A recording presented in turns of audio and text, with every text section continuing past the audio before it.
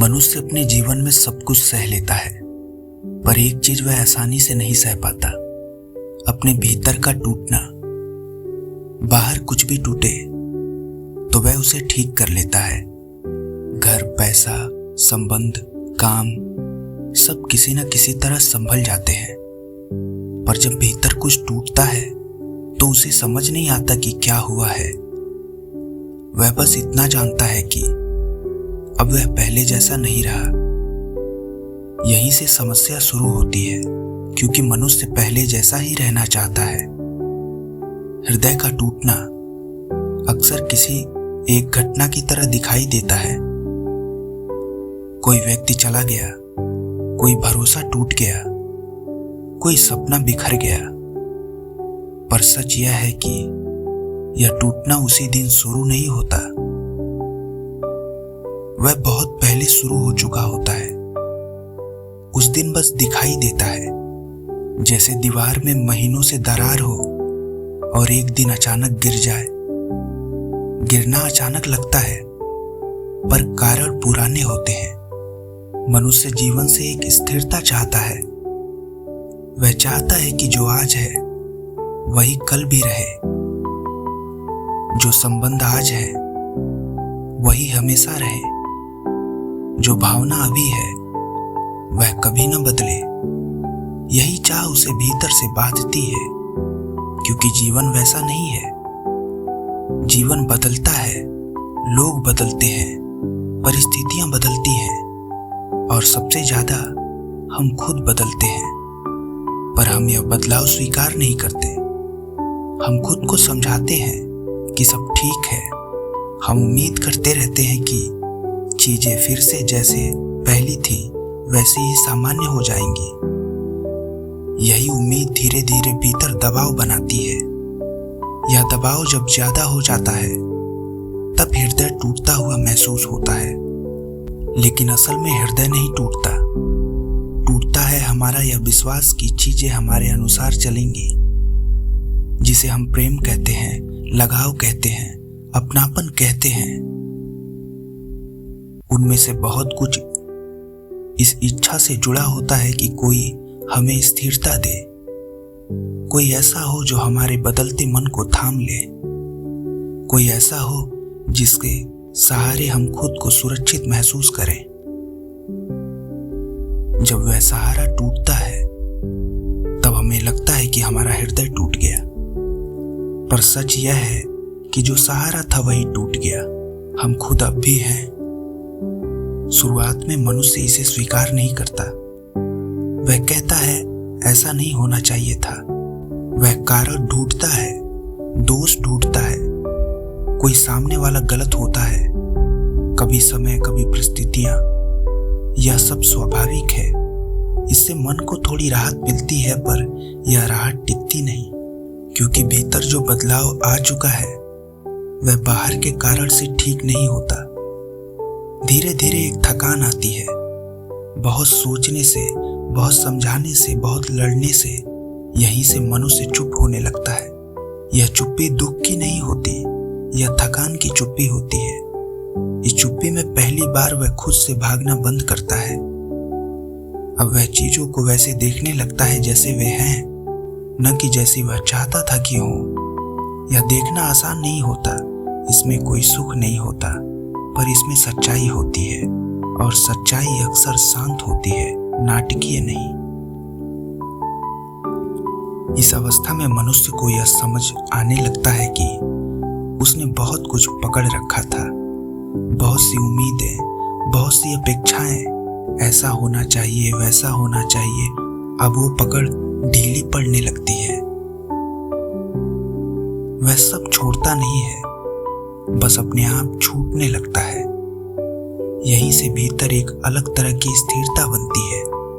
यह वह स्थिरता नहीं होती जिसमें सब सही लगता है। यह वह स्थिरता होती है जिसमें सब जैसा है वैसा स्वीकार हो जाता है। अब जीवन से लड़ाई कम हो जाती है, प्रतिक्रिया कम हो जाती है, शिकायतें कम हो जाती हैं। हृदय इस अवस्था में पहले जैसा नहीं बनता, और उसे वैसा बनना भी नहीं चाहिए, क्योंकि जो पहले था वह इस स्तर की समझ के लिए पर्याप्त नहीं था। टूटना इस बात का संकेत था, यह कोई जीत नहीं है, कोई उपलब्धि नहीं है, यह बस एक परिपक्वता है, एक शांत स्वीकार की जीवन हमारे नियंत्रण में नहीं है और शायद होना भी नहीं चाहिए। जो मनुष्य यहाँ तक आ जाता है वह बहुत ज्यादा खुश नहीं होता, पर बहुत ज्यादा उलझा हुआ भी नहीं रहता। वह जानता है कि दुख आएगा, दुख जाएगा, सुख आएगा, जाएगा, लोग आएंगे, जाएंगे और वह खुद भी बदलता रहेगा।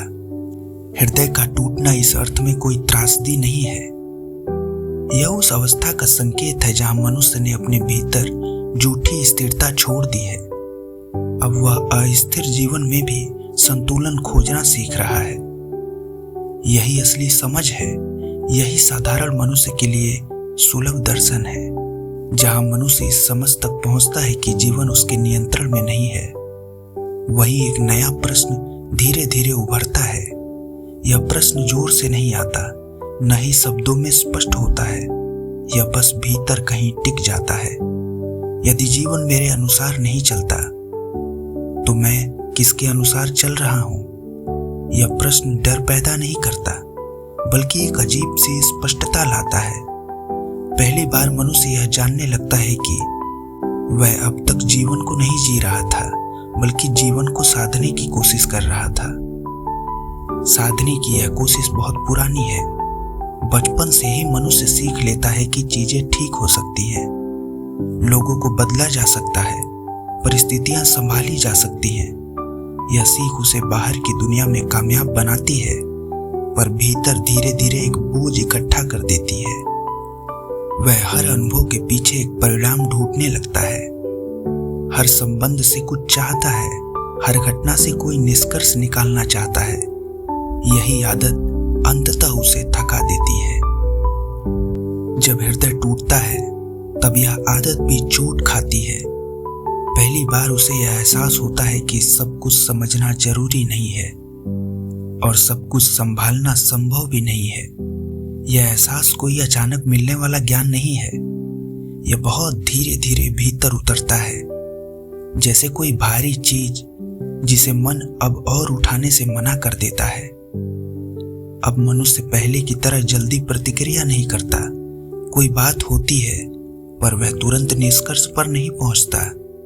पहले जहां वह अपने अनुभव को नाम देता था, अच्छा, बुरा, सही, गलत, अब वहां एक ठहराव आ जाता है। वह देखता है कि हर अनुभव अपने आप में पूरा है, उसे किसी लेबल की जरूरत नहीं होती। यह देखने का तरीका जीवन को हल्का नहीं बनाता, पर उसे आवश्यक बोझ से मुक्त कर देता है। इस अवस्था में दुख भी बदल जाता है। दुख अब शिकायत नहीं बनता, वह बस एक स्थिति होता है, जैसे थकान या प्यास उसे कहा जाता है, पर उससे पहचान नहीं बनाई जाती। मनुष्य अब यह नहीं कहता कि मैं दुखी हूं, वह बस जानता है कि इस समय दुख मौजूद है। यह छोटा सा फर्क भीतर बहुत बड़ा बदलाव लाता है। धीरे धीरे मनुष्य को यह स्पष्ट होने लगता है कि उसने अपने हृदय से बहुत ज्यादा काम लिया था। उसने उससे स्थिरता मांगी, सुरक्षा मांगी, अर्थ मांगा, जबकि हृदय इन सब के लिए बना ही नहीं है। हृदय केवल अनुभव करता है, उससे ज्यादा की उम्मीद करना ही उसे तोड़ देता है। यह समझ आते ही हृदय को दोष देना बंद हो जाता है। अब जीवन में एक अलग तरह की सरलता आती है। यह सरलता बाहर से दिखाई नहीं देती। जीवन पहले जैसा ही चलता है, वही काम, वही लोग, वही जिम्मेदारियां।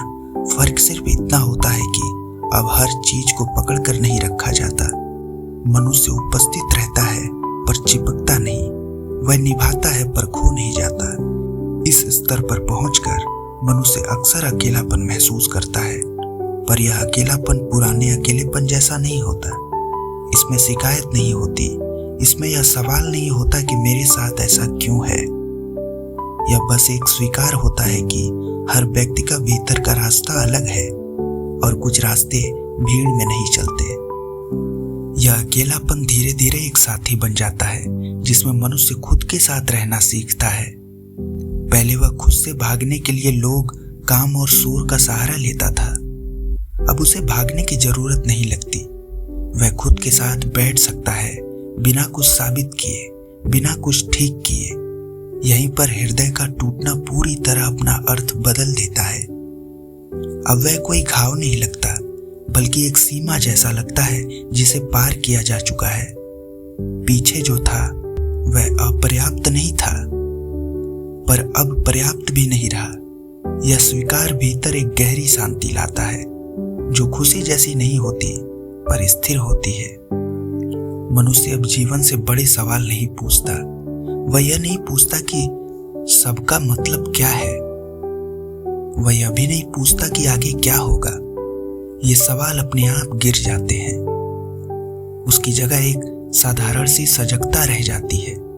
जो है वही है और यही पर्याप्त है। इस अवस्था में मनुष्य न तो बहुत धार्मिक होता है, न बहुत नास्तिक। वह बस लेबल्स के आगे निकल चुका होता है।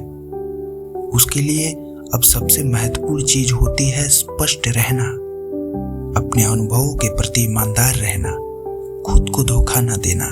यही उसकी नैतिक आधार बन जाता है। हृदय अब फिर से नहीं जुड़ता, पर वह कठोर भी नहीं होता।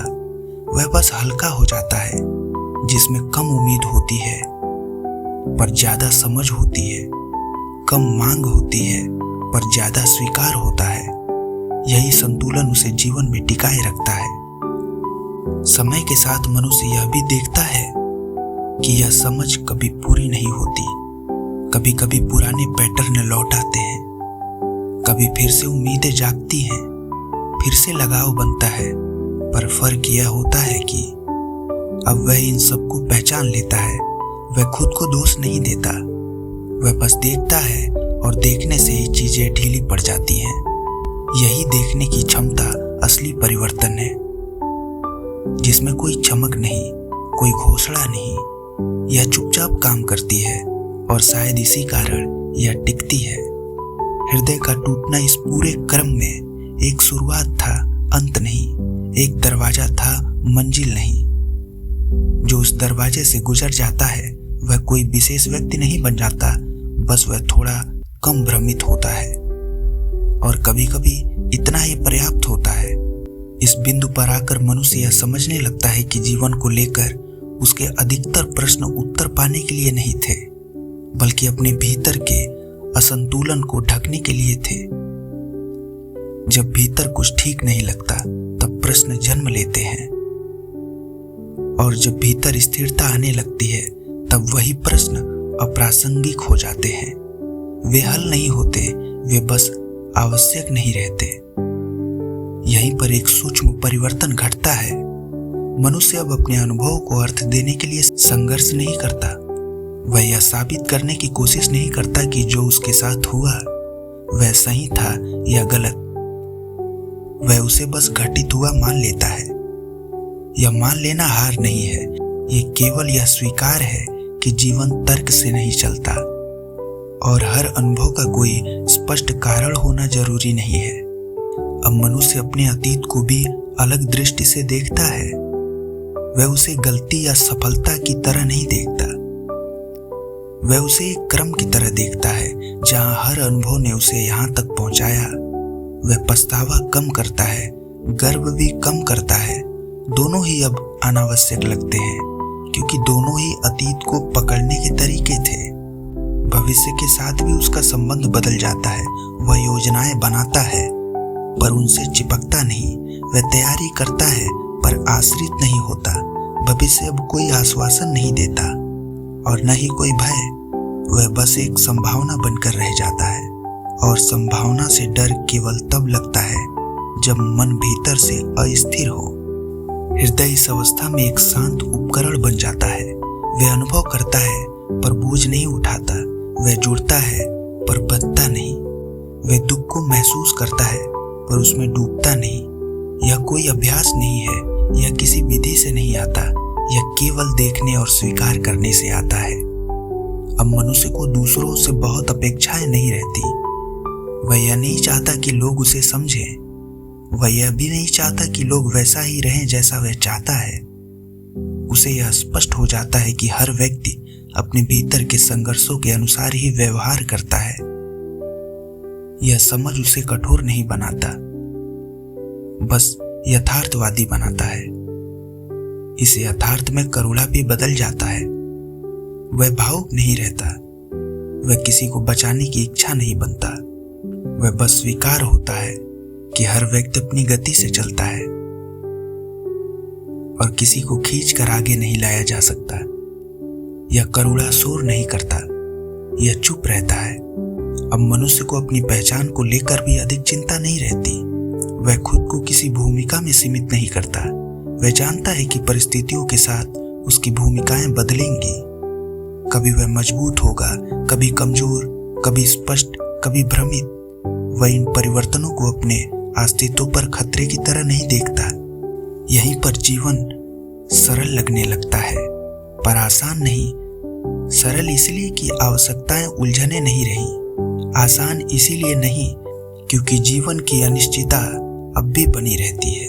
फर्क सिर्फ इतना है कि अब अनिश्चितता से लड़ने की जरूरत नहीं लगती। हृदय का टूटना इस पूरे प्रवाह में अब कोई केंद्रीय घटना नहीं रह जाता। वह पीछे छूट जाता है, जैसे कोई पुल जिसे पार कर लिया गया हो। उसे बार बार याद करने की जरूरत नहीं रहती। वह अपनी भूमिका निभा चुका होता है। अब चेतना आगे बढ़ चुकी होती है।